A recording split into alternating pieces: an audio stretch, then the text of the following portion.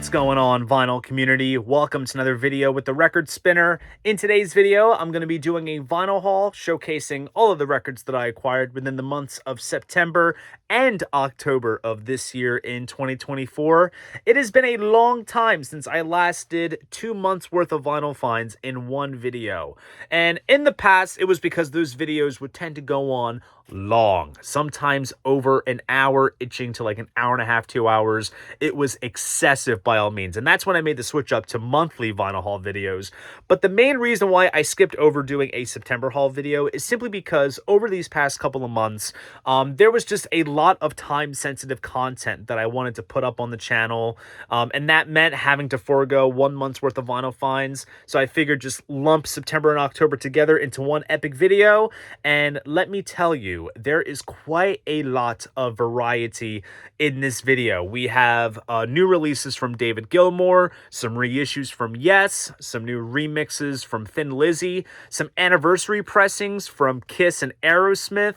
We also have a Ramones Vinyl Me Please pressing, some releases from Rhino's Rocktober campaign, and much, much more. It's about to go deep, so without further ado, sit back, relax, and enjoy the latest finds. Okay, so we're going to be kicking things off with some bootlegs of the legal kind, let's just say. These sort of gray area releases that labels tend to put out that kind of skaze under these sort of copyright legal eye. I've kind of talked about these releases numerous of times before on my channel, but the cool thing with these is that these were relatively cheap. I caught these for like $20 or less, which is not bad at all.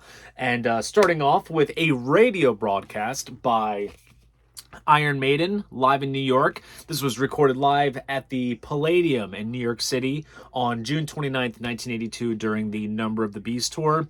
Now, I was convinced that I had this in my collection already, but once I got round to listening to it, I was shocked to say that I didn't, and I don't know why this completely skipped over me. Maybe I got this confused with a different show that I had in my collection, because this sounds absolutely tremendous. If you're a fan of the Beast over Hammersmith live release, then I would say definitely check this out, because this is such a phenomenal sounding recording.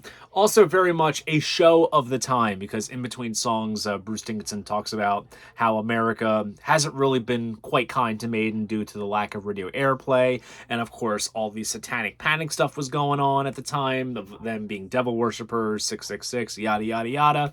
So when you listen to it, it takes you back to the early 1980s. But this sounds absolutely tremendous. It's a little bit of a truncated set, as you can see right here. I don't think the full show was ever broadcasted, just what is featured here, but otherwise it's a fantastic release. Definitely recommend it to any Iron Maiden fan or diehard, and this is pressed on yellow vinyl. So happy to get this cool Maiden broadcast in my collection. And then moving on to something in the Floydian territory. I've been on a big, massive Pink Floyd kick. Not just, listening to the music and revisiting it, but, I remind myself of how much I was into Pink Floyd when I kind of started this channel, and I've been kind of getting it more Pink Floyd bootlegs as of recently. So when I saw this pop up, I was like, okay, let me do some research and check it out, and I was persuaded enough to pull the trigger. And this is a release simply called Zabriskie Point. Now, the Zabriskie Point recordings that Pink Floyd did, they have been bootlegged for decades, ever since like 70s going into the present day. Obviously, the soundtrack was properly reissued with some more Floyd tracks.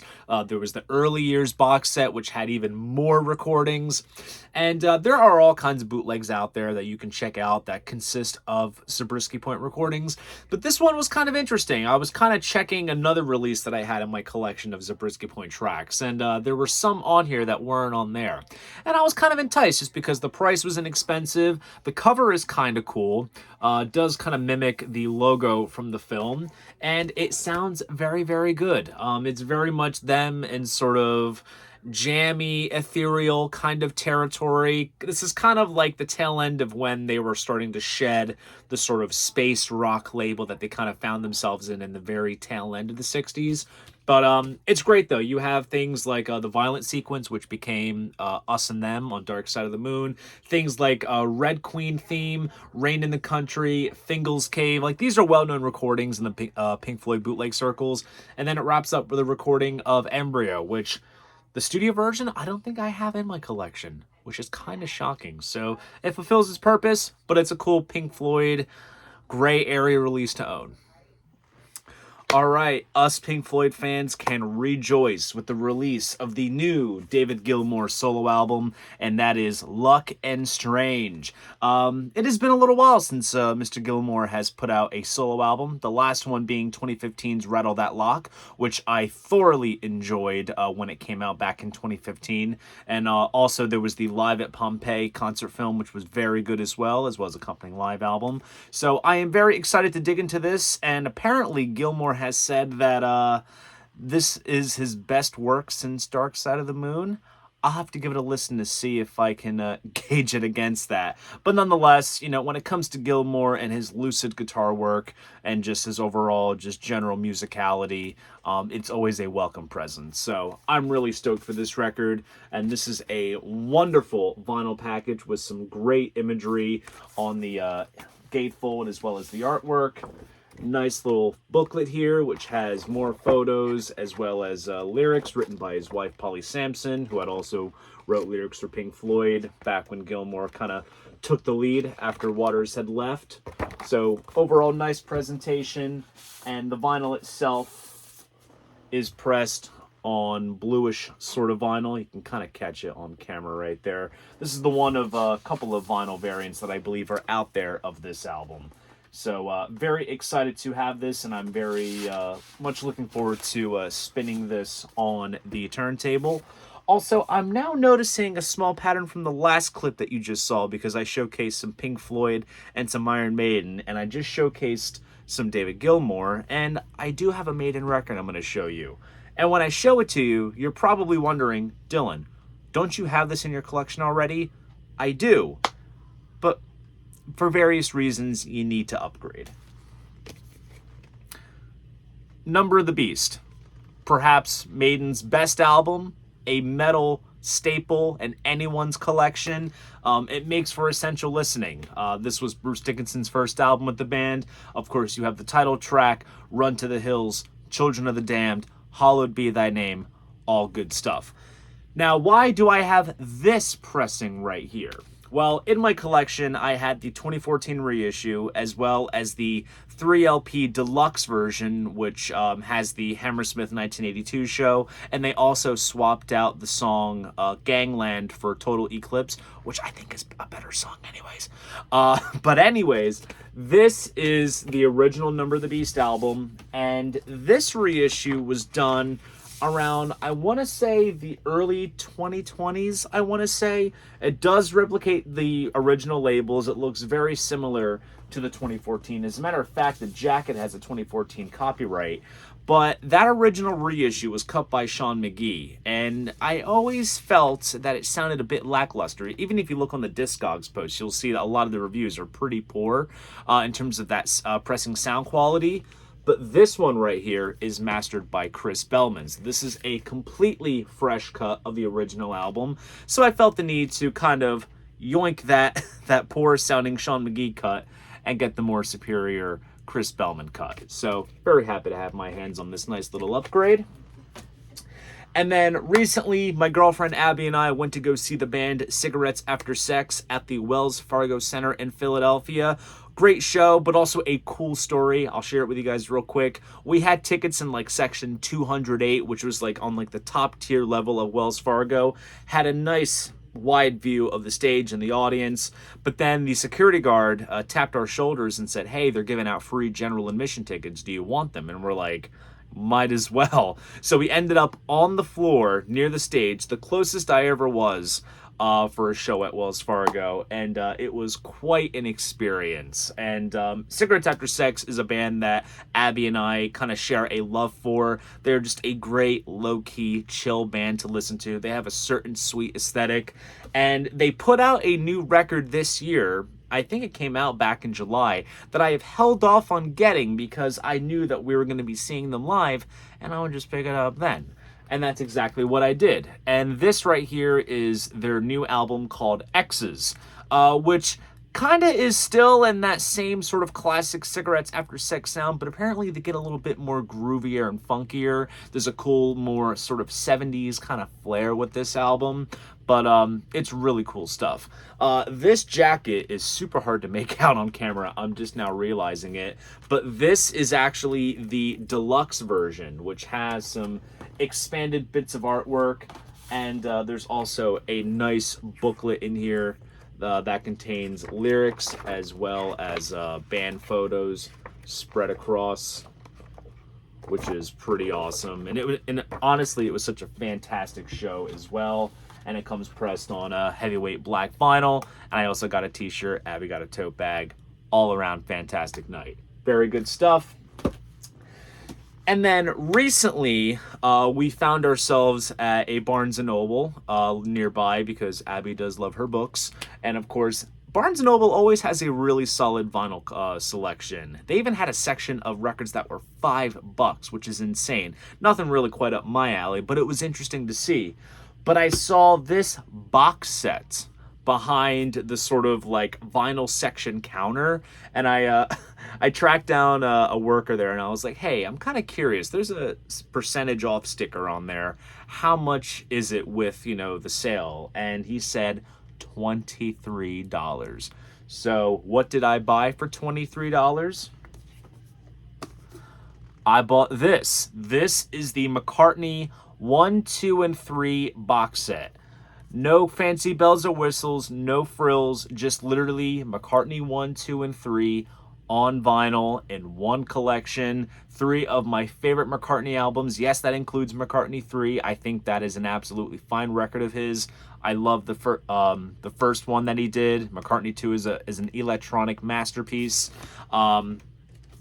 I figured, why not? Yes, I do have other copies of the albums in this set, but hey, for $23, which basically equals out to roughly, what, $8 per album, you really can't go wrong. So obviously, McCartney 1, McCartney 2, and McCartney 3. And what's great with this box set that kind of gives it a sort of specialty factor is that each album comes with a little 8x10 photo with a brief write-up from Paul talking about each album. I'll go ahead and show the one for McCartney 2. There's that. And then, of course, for McCartney 3, there's a more up-to-date photo of McCartney. Also, side note too, the pressings of McCartney 1 and 2 in this set, I do give them props for replicating the sort of Apple or Parlophone labels, because the recent reissues that have come out in recent years have kind of done away with some of the original labels. They've kind of gone for a more sort of fancy custom label, which is still neat, but I kind of jumped for joy when I saw those replicated labels there. And then McCartney 3 is exactly the same as the regular pressing, but nonetheless, a really cool collection to get for a killer price. Okay, so this segment is going to be a long one, and it's insane how this stack right here accumulated in just under a week. It's insane. We are continuing on with a new live release by King Crimson. Not new in the sense of a recent show, but DGM is now digging into the archives and pressing on vinyl some relatively well-known shows amongst King Crimson collectors. And yes, I say collectors with a K, which I think is pretty awesome, given that we've gotten reissues of the core catalog. We've gotten live releases of the final incarnation of the band. Where else do you go from there? So we have here Sheltering Skies, live in Frejus, August 27th, 1982. This is from the period of the Beat album from 1982. And if you love 80s King Crimson and you love albums like Discipline, Beat, and a little smattering of some older stuff, then you are going to adore this live release. Now, the Frejus show was released on home video back in the 80s. It's been released as part of the King Crimson Collectors Club, and it's appeared on various other releases, but this is the first time that it has ever been made available on vinyl. And there's a cool kind of backstory behind this show. It was supposed to be recorded for a live album called Europe, which never came out back then. Perhaps I'll talk about that elsewhere sometime. But here we have the full show. They basically play tracks off of those two albums, Discipline and Beat, along with an encore of Lark Songs and Asterisk Part 2, and they do a version of Red as well. And as an added bonus, we have the track The Sheltering Sky from the Captigade show from August 26th, which was the day before this. So overall, pretty solid release. Pretty cool gatefold jacket. Nice printed inner sleeves here that are poly-lined, which is really nice. And the center labels are nice and artsy, kind of derivative of the front artwork there. So really excited to have this, and I'm kind of curious to see if they'll press up any of the 70s shows on vinyl. Obviously, we have the USA live album, but will they do the Amsterdam show from 73 or any of the multi-track shows from 74? We shall see. I'm really excited for this, and I can't wait to spin this one. Now we have some unofficial vinyl. And when I show this first one, you're probably wondering, Dylan, why would you get this? Because you already have the real deal from kissonline.com. Well, when it comes to Kiss vinyl, this is one of those cases where, yes, I'll have the official press as well as other variants. But if there's an unofficial version that's on colored vinyl that has some interesting differences, I will scoop it up. And I'm sure a lot of other Kiss fans that missed out on this are probably ecstatic over this new unofficial press of Greatest Kiss, which is a compilation that came out in 1996. Only got pressed on vinyl officially in 2014 as part of the Kissteria box set, and that was only made available in the set. And then Kiss Online did a colored vinyl pressing along with a picture disc, and that goes for a lot of money. So now there is this unofficial version, which until Kiss properly reissues it, this is what you got to get. This is interesting because it comes with a cool sort of Japanese style obi strip. Here's the back cover. Uses the same sort of back cover from the CD. But what's interesting is the track list, which kind of doesn't really match up to any other version of Greatest Kiss that I am aware of. Yeah, it kind of follows it loosely, and it does, play along with the songs that are featured on the compilation, but it's not, exact into the T.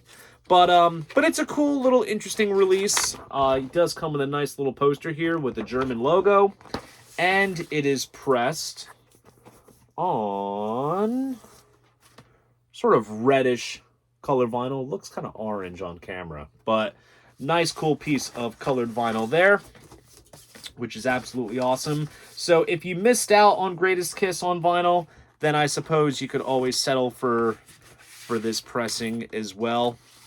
It's the completist to me that goes nuts over this stuff. And then going into soundtrack territory, when I saw that this was getting a pressing, I was so stoked. I love this film enough, down to the fact that I have the score in my collection. This is the soundtrack to Beavis and Butthead Do America.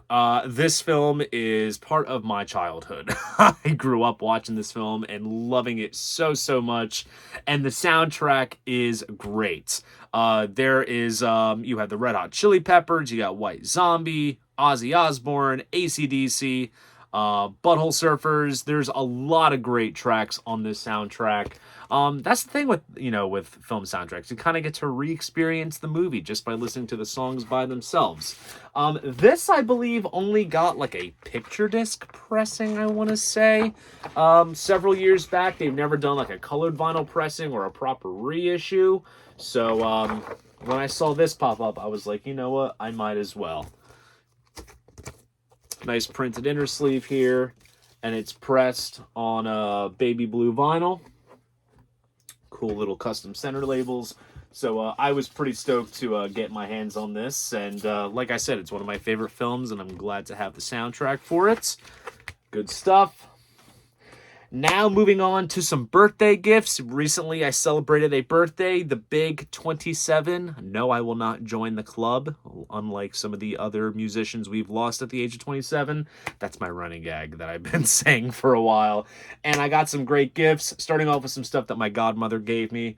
And when she had asked for some ideas, I was kind of on a yes kick, and I went a little heavy on the yes stuff. And of course, got to keep up with Analog Productions and what they're doing with their Atlantic 75 series. I got the Yes album. This is the 2LP 45 RPM version, mastered from the tape. I have been on the lookout for a 45 RPM press of the Yes album for some time, because Friday Music did a version, which I was trying to kind of hunt down, but it never quite happened. But also, it's Friday Music, and if I have my options, I'm going to go with Analog Productions. And I am very eager to check this out for myself. Nice, heavy tip-on style jacket, and of course got your red and green Atlantic labels there. Fantastic stuff. I'm sure this pressing is still going to hold up in quality to some of the other Atlantic 75 releases that I've purchased, as well as received from Chad Kasem to review for trackingangle.com. So I am really excited for this. But you're wondering, is that the only pressing that you're going to need? No. Because I also got this. Now, this right here is what is described as the super deluxe version of the Yes album. And this was put out by Rhino recently. And this has the remastered album on CD, along with Steven Wilson's 2014 remixes and instrumentals, along with rarities such as singles, single versions, mono edits, as well as some alternate mixes. And then you have some live material. And then you also have the Atmos and 5.1 mixes on Blu-ray, along with the album on vinyl as one LP of the original mix. And it kind of comes in this sort of book-style type deal, which opens up like this. This is kind of the gold standard for how some of these multi-format deluxe releases come now, in this sort of hard book style with the discs in there. You get the vinyl in here. And it also comes with a cool little booklet, which has some liner notes and some photos and credits. So I figured, as a little basis of comparison, and plus I do love Yes enough to own both a single LP Super Deluxe version and the 2LP 45 RPM cut. And this just came out this past summer, I want to say. We have the Super Deluxe edition of Fragile. Now, this one has a backing sheet, which I'll read off, because we have remastered album on CD, Steven Wilson 2024 remixes and instrumentals, along with rarities and more live stuff, Atmos mixes, the same usual thing. Opens up just like this, which is very awesome. And you also get a booklet, which kind of reformats that original book that came with the original album, in with this main book with photos and liner notes talking about the album. So I went very Yes heavy. So thank you very much to my godmother for gifting me these. And then Marican over at the Youngest Members of the VC sent me this for my birthday. This is Maya Hawke's Chaos Angel. She has been going on about this record for some time. She says it's one of her top albums of the year. She loves her Maya Hawke, and to be honest with you, it's thanks to her that I always get Maya Hawke in my collection, since she always sings her praises, and I do enjoy it very, very much. So I'm really excited to give this album a spin, and it does come with a very cool sort of fold-out poster, just like so, which is very, very awesome. So thank you very much, Marican. And continuing on with a record that I received in the mail by a fellow viewer slash fan of the channel by the name of Warren Bunn. Thank you so much, Warren, for sending me this record. And I was really stoked to receive this, because this is a band that, for as much as I love my 70s hard rock, I never quite took the deep dive with this particular band. And it's thanks to Warren that I'm finally doing it. He sent me UFO's Lights Out. To be honest with you, I know the title track because it is in the movie Detroit Rock City. But as an album, I don't know all of it. And this is going to be my perfect sort of primer to get into some UFO. This features the remastered album, along with a 2LP live show from the Roundhouse in London from '77, which is the year that this album came out. Nice triple gatefold jacket with liner notes and photos, and nice printed inner sleeves as well. So I'm really excited to dig into this UFO album. So thank you very much, Warren, for sending it my way. And last but not least in this little segment, I say that because I don't know if I'm going to be showing any more in this haul. I got a cool little package from Least of All Sound Recordings. So Least of All is a company based out of Brooklyn, New York, and they do lathe cut records of various up-and-coming indie artists. And the artist that I got a lathe cut record of is a band called Polaroid Fade, and I'm going to be talking about these guys a lot more on the channel later this year because this band I'm actually good friends with, especially the guitar player Tyler Steinbraun. I have been musical brothers with him ever since we were in like middle school. We were in various bands together. We did school ensembles. I'm friends with all the guys in the band, and they are fantastic. If you like 80s to 90s like dream pop and shoegaze in the vein of like the Cranberries, the Sundays, and the Smiths, these guys are worth checking out. They're putting out a full-length album in November, which I will be talking about, but they did a Least of All release. And what's cool with that company is that like when you place your order, you get to choose what song you want them to do just for you. And it's cool because when I spun this, it says, "Hi Dylan, this is, with you, take one." And sure enough, it's like a live in the studio rendition, and it's fantastic. It's a cool little lathe cut. It's kind of clear, which I got to be careful just down to the material, but you can kind of see it right there. It is crystal clear, but it's still such a great thing to own. And like I said, full-length album comes out in November, and I will be talking about it. Okay, so we have some gray market legal bootleg type releases that I'm going to show now, but these are of an interesting kind. And I feel like maybe I pointed this out in a previous video on my channel, is that for all of these radio broadcasts that come out in these sort of gray markets, now there are some very great sounding audience recordings that are being dubbed as FM radio broadcasts, which is completely false. But if you are a bootleg collector and you listen to things and you know where things come from, then you can kind of identify what's being mislabeled as that. And let's face it, if you watch my bootleg hauls where I showcase, bootlegs by Kiss or Pink Floyd or whatever, I will pay up for some of those releases that are not very easy to come by. But the great thing with these sort of gray market releases is that you can get them dirt cheap. And I mean as low as $12 to $15. And that's why I got them. And if you saw my Boston, Connecticut birthday vinyl haul video, I did say that I was on a massive Queen kick because of the announcement of the box set for the debut, and took a poke around to see what sort of gray market Queen releases were out there. And when it comes to Queen, I love all eras from the beginning up until the end, but I am a sucker for early 70s Queen, like first 4 to 5 albums. That's my sweet spot.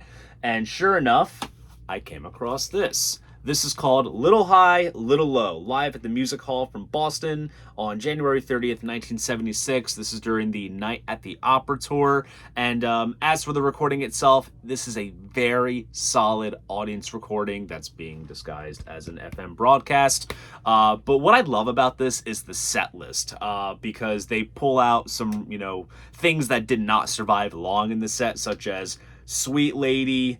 They also did Prophet Song, Doing All Right, Lazing on a Sunday Afternoon. But of course, they were doing a lot of stage staples from this time, such as Ogre Battle, White Queen, Flick of the Wrist. They did an interesting version of Bohemian Rhapsody, not like they would do it in the 80s, but they kind of chopped it up a couple of times in the set.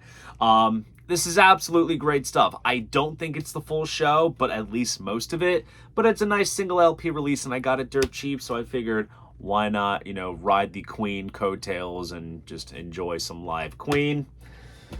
And then also a lot of audience recordings have come out somewhat officially by Pink Floyd. They usually do these sort of end of the year copyright dumps where they'll just put a bunch of live stuff out there of bootleg quality. Then they take it down just to retain it. But yet you see a lot of these dodgy vinyl pressings and CDs come out. And that's exactly what this is right here.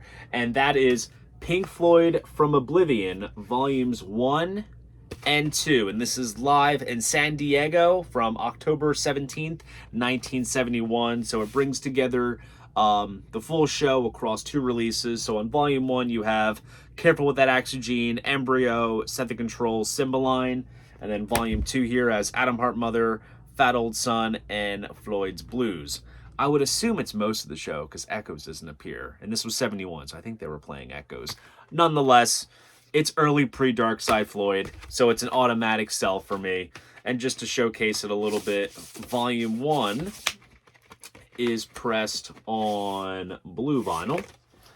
And then Volume 2 is pressed on translucent pink, which is absolutely nice. So between, getting some of the Floyd boots from my travels to Boston and Connecticut, as well as elsewhere that you'll see later on this channel, I've kind of fallen back into the Pink Floyd collecting haul, which I absolutely love because when I started this channel, I was big on Pink Floyd bootlegs and vinyl collecting. And then obviously, once I took a little dabble in the Kiss bootlegs, there was no turning back. And I haven't turned back ever since. But at the same token, it's nice to get, cheap, inexpensive releases of great bootleg recordings that I enjoy listening to. Okay, it's been 3 days, and yet I've already accumulated a fat stack. This is absolutely insane. But these next couple of albums were gifted to me by my best friend Chelsea. You've seen her many times before on my channel. We got together for a little birthday gathering, and she gave me some very generous gifts in the form of vinyl records. And what's great with these is that Chelsea kind of knows my tastes enough to know what I could appreciate and approach from a bit of a blind spot, in the sense of I don't really talk about these artists. I don't have any records of these artists in my collection. Well, sort of, for one. I'll explain. But she kind of knows my tastes enough to know what I would like just from listening to it first on. So and I think she nailed it. Starting off with an album that I think is one of these sort of archetypal indie rock albums of the last 10 years, emphasis on 10 years, and that is Mac DeMarco's Salad Days. If you're a Kurt Weill War on Drugs kind of fan, I think you'll really appreciate an album like this. It's funny, an old friend of mine was supposed to lend me a copy of this album years and years back, and it never happened. So here I am now in my late 20s finally getting round to it. Now, this is the recent 10th anniversary pressing that just came out, which has the album as well as the demos, and it comes in a nice sort of mirror finish triple gatefold jacket. There's a poster as well as a booklet. But one of the things I love about this pressing is the vinyl. And I was seeing this all over TikTok, and I thought it was the coolest thing. Now, granted, it's not the first time that this has ever been done. The original pressing of Styx's Paradise Theater came like this. But it is a holographic record that you can very much play, and it looks absolutely gorgeous when it spins on your turntable, or if you just want to shine a light on it like I am and just see all the pretty colors that it kind of radiates. I just think it's a really cool gimmick, and I am very excited to experience this album in its entirety. And then once I do that, then I'm going to go ahead and approach all the demos. So really good stuff here with Mac DeMarco. And I have a little bit of a funny story to share with this one. This is Robert Plant and Alison Krauss, Raising Sand. This kind of goes hand in hand with Chelsea and I's love for sort of 70s soft rock and acoustic stuff like James Taylor and Joni Mitchell. But I asked her, I was like, are you aware of the band that this guy was in? And she did not have a clue. And I'm like, whoa, like, what just happened there? But anyways, Led Zeppelin's Robert Plant did an album back in 2007 with Alison Krauss, and Everyone goes on about it. It's all the hype. I know that they did a second album in recent years. I'm aware of this record. I just never really got around to listen to it because if I want to hear Robert Plant, sing, I'll listen to Led Zeppelin. Plain and simple. I never dug into his solo stuff either. But I am pretty excited to see what entails with this record. Nice 2 LP set, gatefold jacket, pressed to RTI and such. So I'm pretty stoked for this. And now here is a little bit of nostalgia. This kind of hones in on what I kind of grew up within when I was, a sort of young teenager in middle school and early high school. One of the big things at the time was Twilight, the book series as well as the movie series. And recently they did a run of reissues of the first 2 soundtracks. The first one is the one that I think everybody wants, including myself. It's impossible to get. But she gifted me the soundtrack to New Moon, which is the second film in the series. And this soundtrack has Muse, Tom York of Radiohead, The Killers, Black Rebel Motorcycle Club, Bon Iver and St. Vincent. There's a track on here called Rosalind that they do together, which is absolutely beautiful. And Grizzly Bear is on here. So it's a really, really cool soundtrack. To be honest with you, Twilight soundtracks are always on point. And this is the Urban Outfitters exclusive pressing, which comes pressed on like clear vinyl with black smoke, if you can kind of catch that there, which is absolutely awesome. So thank you very much, Chelsea, for all of those records. I'm going to have a fun time spinning these. Then moving on to some Irish rock. Recently, there was a box set devoted to the year 1976 of this band and what this band had done in that year in terms of 2 great studio albums, along with live material, extra studio stuff, and they did some cool vinyl pressings to kind of correlate with that box set release. And the band that I am talking about is Thin Lizzy, and the 2 albums that they put out back in 76 were Jailbreak and Johnny the Fox. Now, these albums were freshly remixed for the sets, and supposedly these vinyl pressings are one-time pressings, never to be pressed again, apparently. So when I got my hands on Johnny the Fox first, because this is my favorite Thin Lizzy record, the OCD kicked in and I was like, crap, I gotta have this. And I was more than content with my Vinyl Me Please pressing of this album, but I gotta have both. They're 2 of Thin Lizzy's finest records. But obviously, I'll talk about both of them real quick. This was sort of the breakthrough album that has, of course, Jailbreak, The Boys Are Back in Town, Cowboy Song, Emerald, which is fucking insane. They kind of modify the artwork a little bit. Some different kind of color modulations on the front. They don't do the die cut thing with the guys breaking out, which is kind of unfortunate. There's the back cover, and they kind of include the sort of artwork there of the guys sort of breaking out, and some single sleeves. And then the printed inner sleeve is a scan of the master tape box. And this comes pressed on silver vinyl, or sort of grayish vinyl, I should say, with that sort of spacey Vertigo label. And then moving on to Johnny the Fox. Like I said, this is my favorite Thin Lizzy album. Of course, on here you have things like Don't Believe a Word, Johnny the Fox Meets Jimmy the Weed, as well as my favorite Thin Lizzy song, which is Massacre. I absolutely love that song. Slightly different, artwork in terms of the sort of color choice. I believe the original was red and this one is purple. Inside you get press adverts and different single sleeves. Got some cool artwork here, as well as all the credits. And this comes pressed on a sort of rich red colored vinyl with that same spacey Vertigo label. So really stoked to have these Thin Lizzy remixes. Kind of curious if they'll maybe do some of the other albums like Bad Reputation and such, but this is really good stuff. Very happy to have my hands on these. Now going to move on to a bit of a newer band, which not exactly is a spin-off of another band, but members that are in this band are also in another band. And if you're following my channel and a newer band that I've been talking about a lot lately, it all kind of correlates. But it is a band called, I'll take the actual jacket out, the Murlocs, and this album is called Loopholes. Some of the guys in King Gizzard are in the Murlocs, most notably Ambrose, who is the harmonica player. He sings lead in this band, and he also plays harmonica. Craig Cook is in here as well as a bunch of other guys.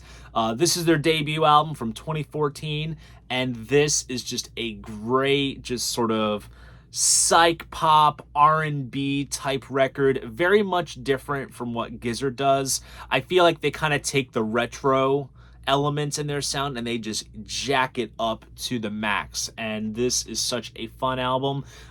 It's funny, I stumbled across this on Spotify and I've just been listening to it nonstop, and it's one of those things where I desperately wanted it on vinyl, and the only place to really get it in the States for an affordable price is through P-Doom Records, which is their own sort of label. So I had to get it direct from them, but hey, 30 bucks, it ain't too bad, especially when you see the vinyls. And as you see, there's a bit of a spot varnish finish with the text on the jacket, and of course it comes on this sort of eco-friendly cardboard sleeve. Nice printed inner with lyrics and a band photo, and the vinyl comes on this sort of black with green splatter mixed with like clear vinyl. It looks really, really cool. The splatter effect really looks awesome on that side. But it's an absolutely sick looking variant, and this is an album that I've just been really, really wanting. And I don't know, it's one of those like rare things, because like I think about the scale of my collection and what it's at right now, and to think that there are, you know, newer bands and records out there that I can get genuinely excited to get. This is one of them, and I am so stoked to have this, and also dive deeper into other Murlocs albums at the same time as well. Now we're going to talk about my favorite band of all time, the band that is on my shirt, and the band that I can never stop talking about, and that is the hottest band in the world, Kiss. And one of the recent anniversary packages has come in recently from Kiss Online. Of course, it's one of those classic ones where in order to get the vinyl, you got to get the shirt or the jacket or whatever it is that you decide to splurge your hard-earned Kiss cash on. And the anniversary pressing that I got, and for this album, clocking in at its 40th anniversary, God, it's really been that long. It is Animalize from 1984. This, of course, has Heaven's on Fire, Thrills in the Night, which is one of my favorite 80s Kiss songs. Not exactly, I would say, like one of the greatest 80s Kiss albums, because at this point, you know, Paul was kind of running the show, Gene had gone Hollywood, and then when you have a track like Burn Bitch Burn that makes it on an album, the writing is on the wall. But as you can see, this anniversary pressing is limited to 2,500 copies worldwide, and it comes on this sort of nice sort of foil type jacket, which is absolutely deluxe and nice. And then taking out all the contents, exclusive to this pressing is a cool fold-out poster, which is essentially the album cover kind of imposed with the back band shot on the back cover. And they even kind of modify the printed inner sleeve a little bit. There's some slight coloration on the individual band photos, as well as a yellow background on this side. And this is pressed on Cornetto vinyl, which is kind of like a pinwheel type look. Obviously with this, we have white and translucent black, which looks really awesome. This is definitely one of, I think, the most sickest official Kiss vinyl pressings that I have. And of course, like I said, you have to get the shirt, and keeping it in line with the sort of 80s time frame of when this album took place, they offered a sick raglan. Now, when it comes to me and like band t-shirts, I will always take a raglan over a t-shirt. I just love that old school retro look. And here is the shirt that they have for this album's anniversary. So it has a nice sort of heather gray torso with blue sleeves. Has the zebra print logo there with the claws from the tour program. It says Animalize on the front. And on the back, the mantra that is so righteous: if it's too loud, you're too old. So fucking cool. Okay, so here we have some cool deluxe colored vinyl pressings made available from various channels. This first one being from Vinyl Me Please, and this was the record of the month for the Essentials track for the month of September. I did not have to go through the whole swap process because I was immediately on board with this upon the announcement. And I figured this would be a cool upgrade to have, but when I literally got it in the mail and saw it for myself, it was an even more noteworthy upgrade because this is an absolutely knockout of the ballpark.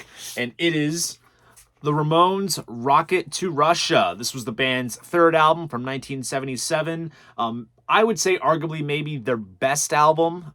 Last one to feature the classic lineup of Joey, Johnny, Dee Dee, and Tommy Ramone.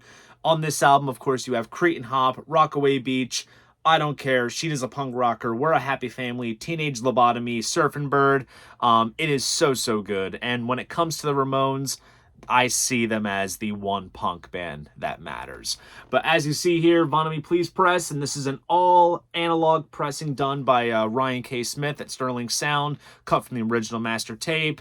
Nice little obi strip here. Nice thick tip-on style jacket. And of course, as you can see, there is the sort of pink foil to match the color scheme of the album. Now, the original album came with an insert printed inner sleeve of the song lyrics and little caricatures for each of the songs.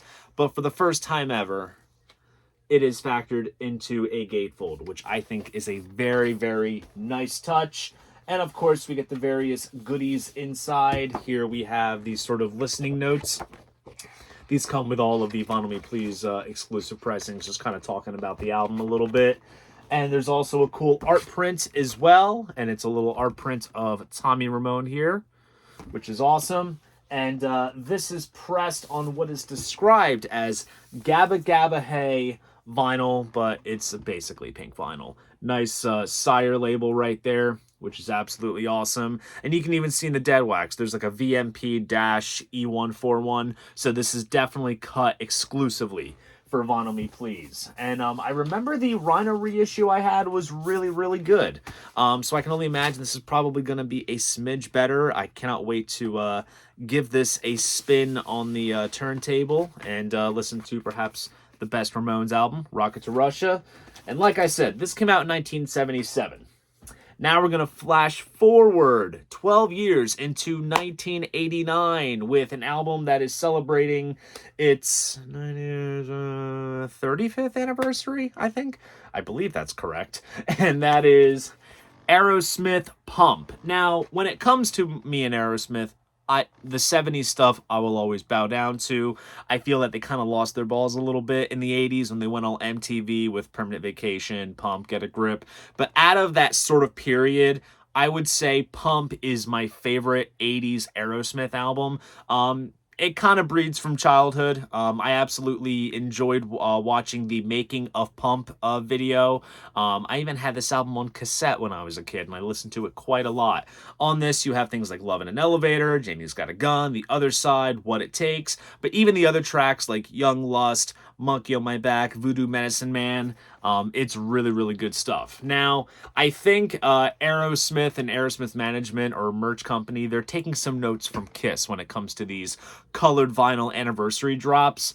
They did it with Get Your Wings a little while back, and now they did it with this. And as you can see, that Aerosmith logo has a nice bit of embossed, kind of glossy type finish to it. It is also numbered out of 2,000 copies there, if you can see that. This is copy number 1,444, and it does come pressed. I'll just showcase the printed inner sleeve on marbled purple vinyl, which honestly looks absolutely stunning. And they did away with the Geffen label because obviously Aerosmith sold the catalog off to Capitol. So Capitol now distributes both the Columbia and the Geffen stuff. So it's kind of interesting to see that label there. But the color of the vinyl is absolutely gorgeous.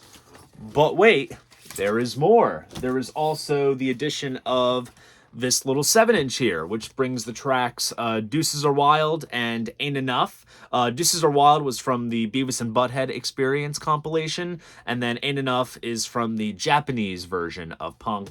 And so you get two outtakes from here, and it is pressed on purple vinyl right there. So this is a little bonus exclusive edition to this anniversary pressing. And between the two records I showcased in this segment, very noteworthy upgrades. All right, guys, it is not October, it's Rocktober. Yes, that time of year is here again where Rhino Records always puts out a line of fantastic colored vinyl reissues only made available at brick and mortar record stores. And it seems like every year the list just keeps getting better and better. It's almost like a mini RSD without the hype and the weird novelty niche, sort of release. But nonetheless, this year's list was really great, but I kind of whittled it down to the bare bones essentials that I wanted to have for my collection. Yes, there are a lot of stuff that I'm still maybe looking to get my hands on down the road in the future if it's still around, but needless to say, this stack here is pretty respectable in terms of the essentials. Starting off with two reissues of Stone Temple Pilots, we have number 4 and Shangri-La Dee Da. This is the one that I think everyone is really hyped for. This album kind of has the band going a bit more heavier after the Tiny Music album.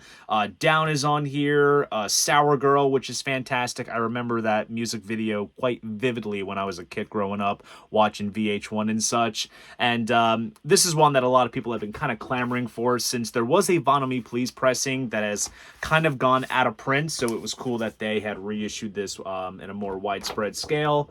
Comes with a nice insert, and this comes pressed on white vinyl with black splatter. Very fitting for the black and white color scheme of the album, which looks very sharp.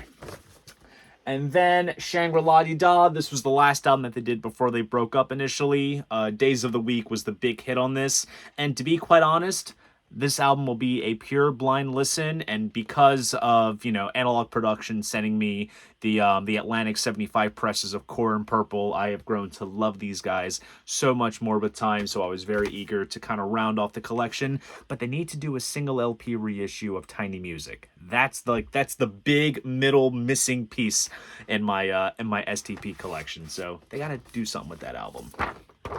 Nice little insert with some photos and lyrics. And of course, to match the artwork, this comes pressed on like highlighter yellow vinyl with orange splatter. It almost looks like a very bright lime green with some cool custom center labels. So really stoked to have these two STP albums in my collection. And then we have something in a more alternate light, and that is Velvet Underground Loaded, the alternate version. So this is basically the Loaded album, but with different versions of all the songs. So of course we have things like Who Loves the Sun, we have an alternate mix of that, Sweet Jane early version, Rock and Roll demo, New Age full-length version, Oh Sweet Nothing early version. So it's basically almost like think of it like what Led Zeppelin did with their reissues with the companion audio and such. This is kind of that. I believe this was all sourced from the big Super Deluxe box set that they did for this album some time ago. So it's cool to see a sort of, alternate version of this album available. And you can kind of tell there's like some slight altered color choices done for the artwork. Back cover is pretty much the same. Does replicate the Cotillion label, and it is pressed on ultra clear vinyl, which looks really great. And I'm excited to dig into this and kind of A/B it with my standard reissue, but also just to bring up Analog Productions again, I still need the 2LP 45 RPM version that they did of this album. So it'll be nice to sit next to once I kind of get that upgrade sometime down the line. Moving on with an interesting concept. I actually did a review of the first installment of this, I guess, series. A prog band breaking into the singles market. I'll just leave it at that. This is Yes Singles 2. This is following up Yes Singles, which came out, I believe it was last Rocktober in 2023. And that compilation has interesting as it was, I thought it was kind of decent. This one is kind of all over the place. We have basically side A, which is devoted to like the first two albums. Then we have a random track from Going for the One, and then the rest is just padded out with tracks from 90125, Big Generator, and such. Hell, even the artwork is kind of interesting. You have like the old bubble lettering from the first album, yet all these sort of 80s graphics. Definitely an interesting mishmash, but hey, it's Yes, and I'm a Yes fan, so it's just one of those things. But this comes pressed on blue vinyl with white splatter, which looks really, really sharp. So it's a fun, quirky little compilation. And plus, it's cool to have some of these tracks on vinyl, such as like Something's Coming from West Side Story, a mono edit of Sweetness, an edit of Rhythm of Love. So, you know, all those kind of, you know, odds and ends that, you know, you don't really see on vinyl too much. Now we have a little bit of an interesting backstory behind this Rocktober release that I think you can still kind of get depending on where you look, but it was recalled at the 11th hour before it was due to come out. And I'll show you why. It's kind of interesting. And that is Iommi Fuse. So this was a Tony Iommi project with Glenn Hughes of Deep Purple. He did some work with Black Sabbath in the 80s and such. This album came out in 2004, and this is the first time that it's been pressed on vinyl with a couple of bonus tracks. Main reason why I copped this, because first off, I love Iommi, I love Sabbath, and I love Glenn Hughes, but when I found out that this was getting recalled, I kind of jumped on it just, you know, in the collector instinct in me. But why did it get recalled? Take a look at the gatefold. So they reversed the photos. So Glenn Hughes appears to be left-handed and Tony Iommi appears to be right-handed. And apparently Tony Iommi pitched a fit to Rhino for them to pull this off the shelves. And supposedly there's supposed to be a corrected version that's supposed to come out sometime in November. Don't know when that's going to happen or if it's definite, but I think it just makes for a really cool oddball sort of mispress, essentially. Not exactly misprint, I should say, since it's in the packaging department. The vinyl itself is absolutely fine.